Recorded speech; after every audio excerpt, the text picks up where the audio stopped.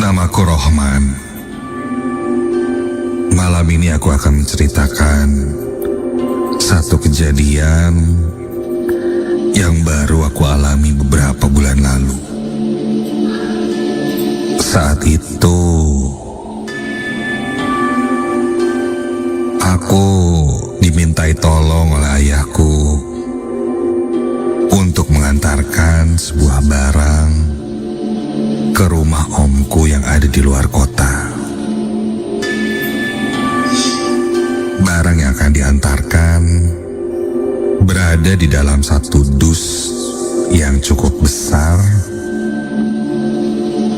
dan saat itu sudah di-packing rapi. Sudah tertutup rapat, dilakban,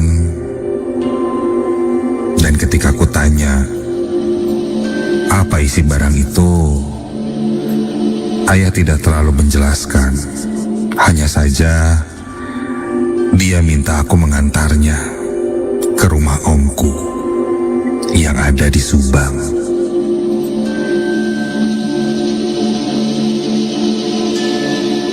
Aku lalu membawa dus itu, mengangkatnya dan memasukkannya ke bagasi mobil. Ketika aku angkat, terdengar bunyi benda yang ada di dalam dus itu. Seperti banyak barang di dalamnya dan cukup berat.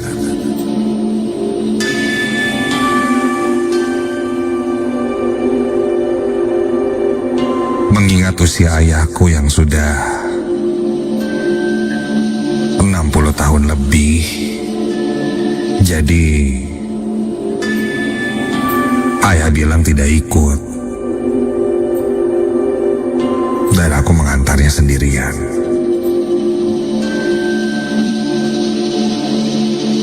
Hari itu pun aku berangkat sekitar jam 2 siang. Kebetulan saat itu malam Jumat.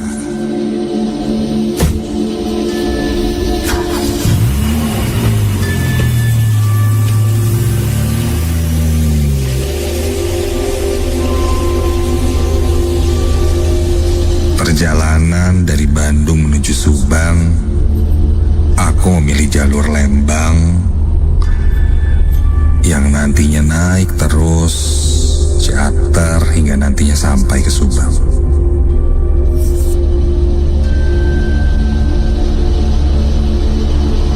Ketika itu cuaca cukup mendung, tidak panas juga tidak hujan, tapi udara rasanya cukup pengap. Di tengah perjalanan, Om sempat meneleponku. Dia bilang sudah sampai mana.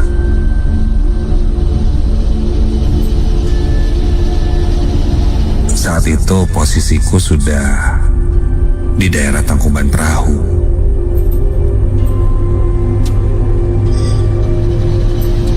Dia bilang barangnya aman tidak. Aku sedikit menengok ke arah spion. Dari sana sebenarnya tidak terlalu terlihat. Cuman ya aku bilang saja aman. Singkat cerita, aku beristirahat sejenak di sekitar tempat makan di area-area atas dekat kebun teh. Berhenti untuk istirahat dan makan, baru nantinya akan lanjutkan lagi perjalanan.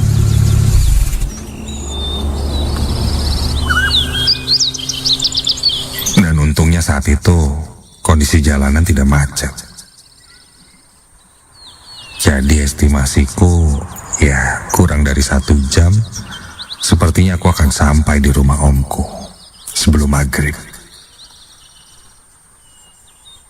Tapi ada hal lain yang akhirnya membuatku tertahan di tempat makan itu. Pasalnya ketika aku akan berangkat, tiba-tiba mobil tak bisa menyala. Mogok.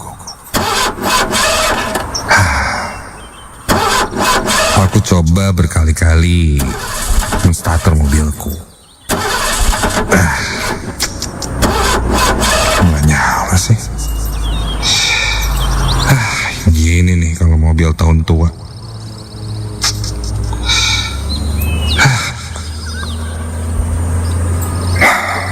Aku keluar dari mobil dan membuka kap mesin.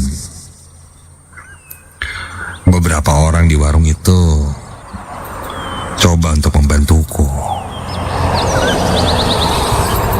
mengecek segala kelistrikan di mesin dan hal-hal lainnya. Menurut mereka, semuanya aman-aman aja. Bensin kali ya? Aku cek bensin, terisi dan tidak kosong. Cukup untuk sampai ke rumah omku.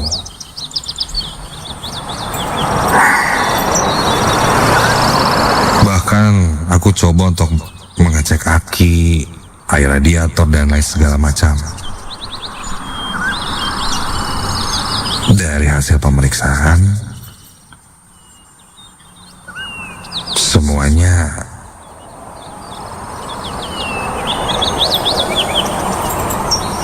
tidak ada yang aneh. Harusnya mobil menyala.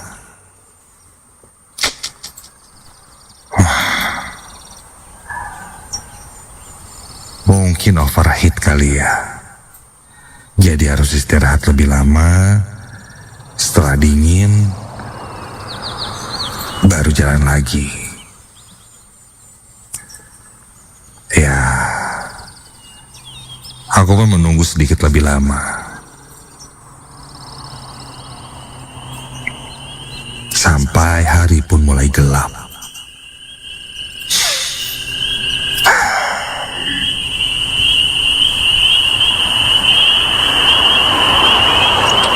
Ketika hari sudah gelap, aku coba nyalakan lagi mobil dan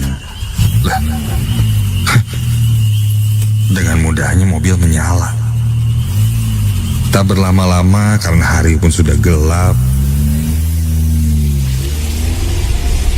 aku lanjut berjalan. Saat itu yang kurasakan, mobil menyala, melaju. Tapi rasanya kok berat banget. Iya, mobil terasa berat. Bahkan saat itu kondisi jalan tidak menanjak yang ekstrim, tapi rasanya kok berat banget nih mobil. Namun aku coba untuk terus melaju sampai di satu titik kabut. Saat itu rasa-rasanya sangat tebal, padahal masih agak pagi menurutku untuk kabut turun setebal itu.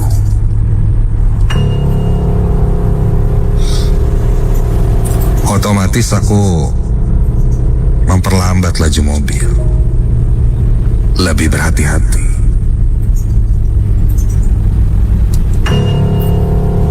Dan tiba-tiba, astaga,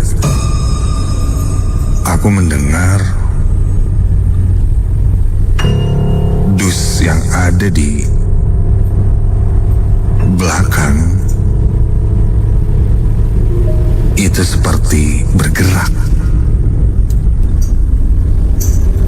Karena terdengar suara benda-benda di dalamnya yang beradu. Padahal saat itu aku tidak melewati polisi tidur atau jalan bolong.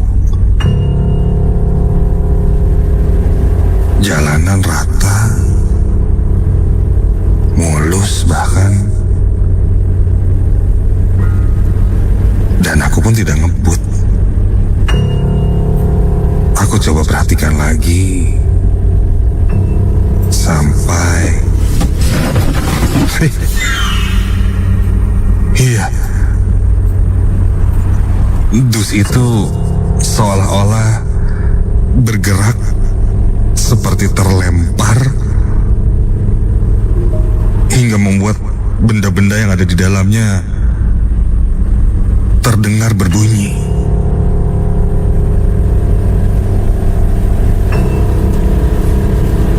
Kok tiba-tiba gerak ya? Kan itu lumayan berat.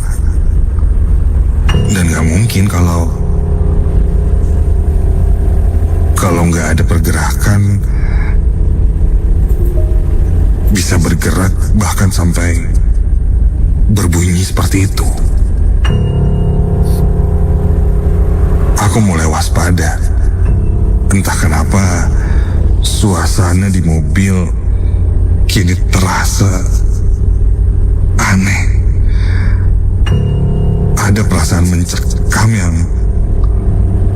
yang terasa oleh batinku.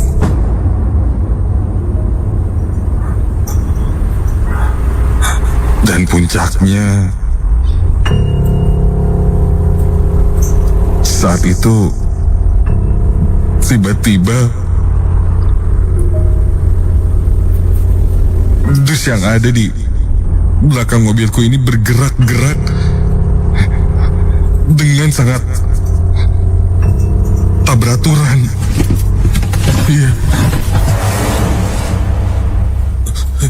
Bahkan dari kaca spion tengah aku bisa melihat pergerakan dus itu yang seakan meloncat-loncat di belakang mobilku. Bunyi benda yang ada di dalam dus itu terdengar semakin kencang, beradu seperti ada seseorang yang sedang mengangkat dan menggoyang-goyangkannya. Saat itu aku berinisiatif untuk berhenti. Aku menghentikan mobilku di tepi jalan. Seiring mobilku berhenti, dus itu pun berhenti bergerak.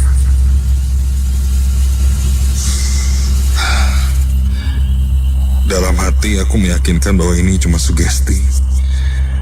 Mungkin ada benda yang mengganjal di bawah dus sehingga pergerakan sedikit dari mobilku membuat dus itu bergerak hebat. Aku pun memutuskan untuk turun dari mobil.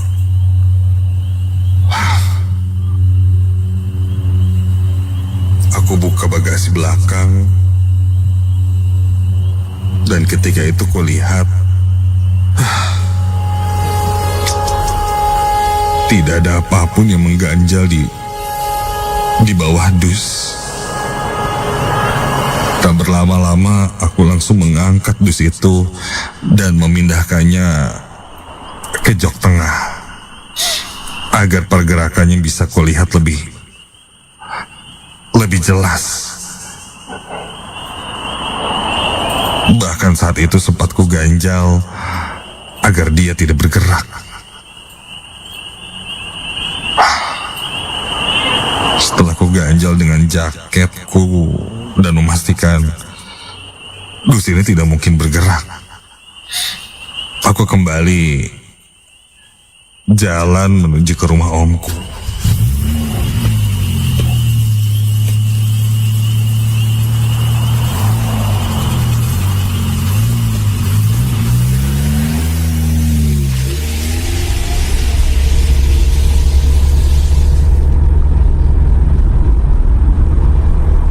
Beberapa menit,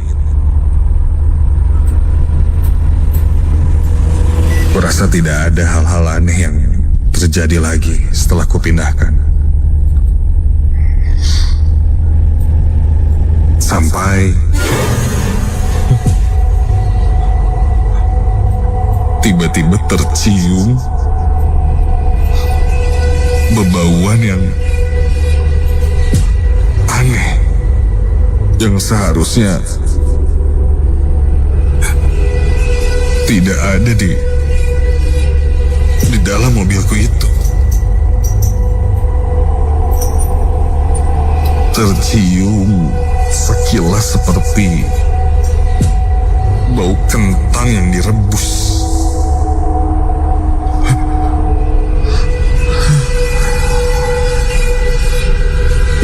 Namun berbaur dengan bau seperti kemenyan.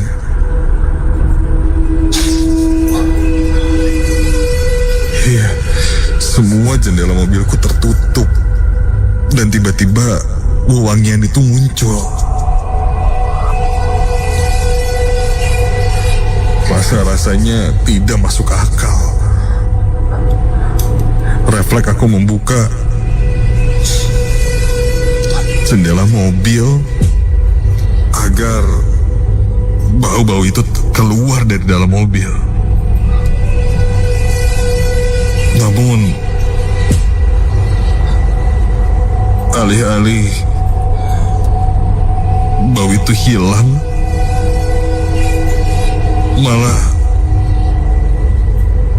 malah semakin tercium dan semakin menyengat.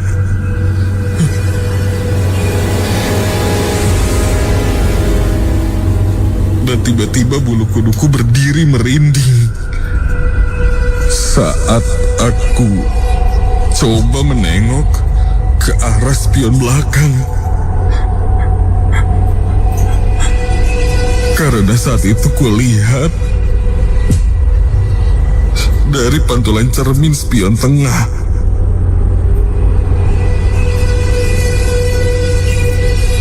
ada seseorang yang terlihat duduk di jok belakang mobilku itu.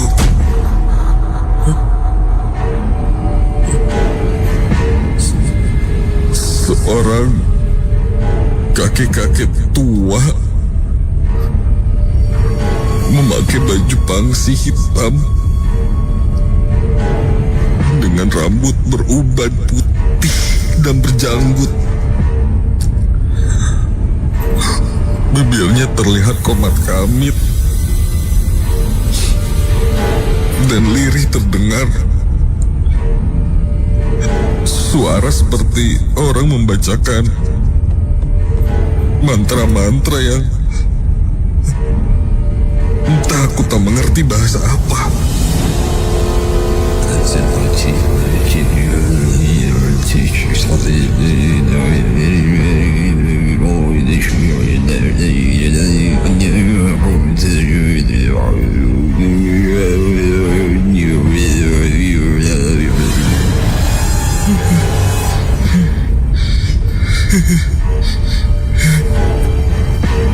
Aku tak berani langsung menengok ke arah belakang. Aku kembali fokus melihat ke arah depan sampai astaga, entah aku salah jalan atau apa, aku melihat di depanku ada sesuatu yang menutupi jalan. Sesuatu seperti batu besar berwarna hitam terpalang di tengah jalan. Kontan aku merem mendadak mobilku, bahkan membuat dus yang berada di jok belakangku pun terjatuh.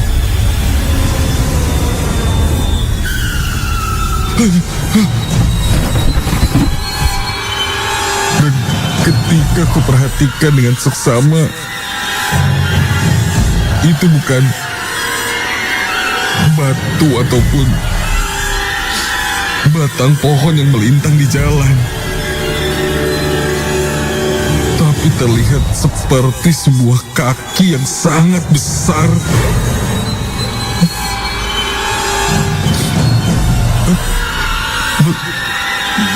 Berada di tengah jalan itu.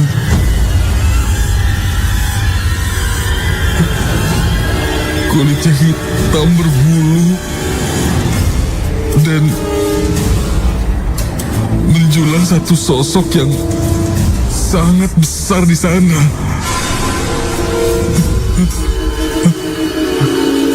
Aku tak henti-hentinya merinding, dan dalam hati aku terus membaca doa. Sampai akhirnya aku mendengar suara klakson yang sangat panjang dari belakang mobilku.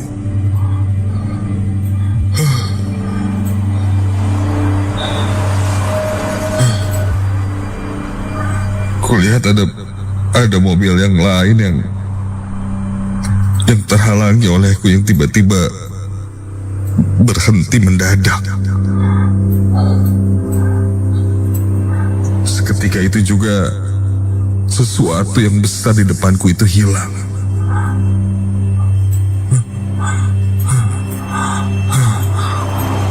Aku buka semua jendela, langsung melaju dengan cepat menuju ke rumah omku.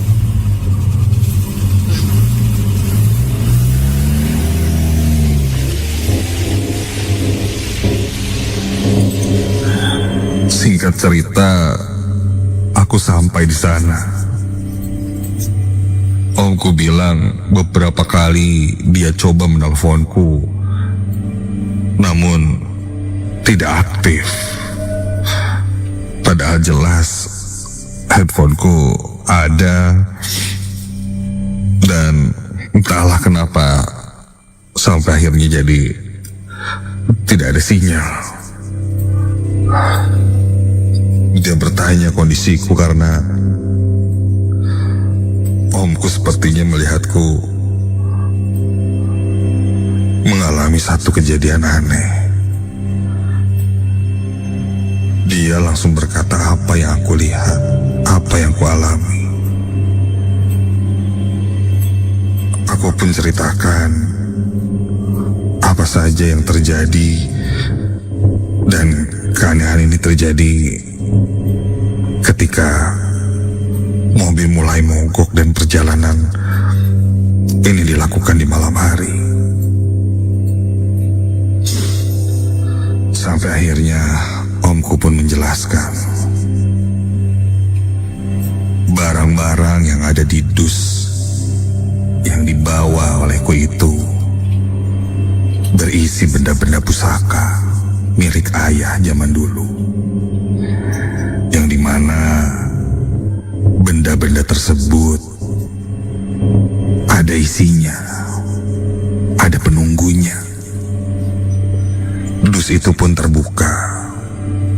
dibuka oleh omku, dan kulihat isinya. Ada benda seperti keris lah, ada entahlah bentuk-bentuk aneh yang terbuat dari kuningan. Ada semacam tulang, bambu, macam-macam. Omku bilang ayahku rasanya sudah tidak